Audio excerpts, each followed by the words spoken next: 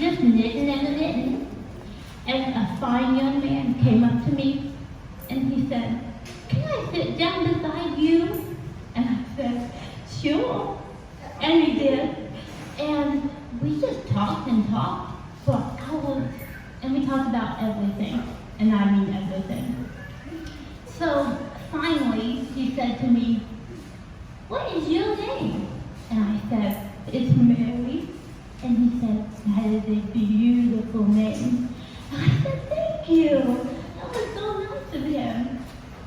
Well, anyway, we really did get along. We were a match made in heaven, really. And it took about 3 days, I think, and we were engaged and married. And we had a wonderful honeymoon.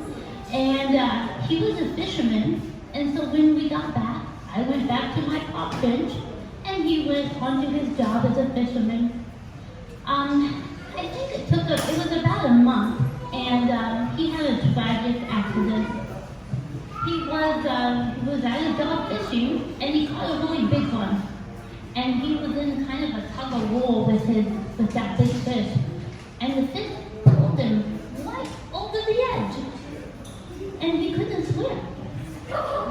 So he was lost to the sea. And his body was never recovered. It was really a sad day. And we had a nice service and everything. And the next day I went back to my park bench, just knitting and knitting. And another man came up to me. And he said, "Can I sit down beside you?" And I was like, "Oh my goodness. I guess. Go ahead and sit down." Anyway, I knew this, I really didn't know what was going to happen, but I was a little nervous. So we did talk for a while, and I first asked him, "Can you swim?" He could, so all was fine. I was safe that way. So, we talked for a while, and we introduced ourselves, and I just needed to take it slow. So we waited about a week, and we were married. So, we had a wonderful, beautiful winter wedding, and for our first Christmas, he bought me a vacuum. I wasn't very thrilled with that, but he did show me the commercial, and it could suck up 12 golf balls. That's pretty cool. Speaking of golf, he really, really liked golf. And one day, playing golf, he got hit smack in the forehead with a golf ball. And it knocked him unconscious. I thought he was unconscious. The doctor said he was dead before he even hit the ground. So, anyway, again, we had a funeral, And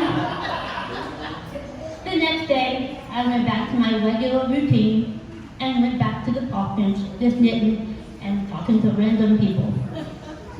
So, you already know what happened. Another man came up to me and he said, "Can I sit down beside you?" And I was like, "Oh, brother." I said, "Sure, go ahead and sit down." So first I asked him, "Can you swim?" Second, I said, "Do you play golf?" He said, "Yes, he can swim." No, he doesn't play golf. So that's good.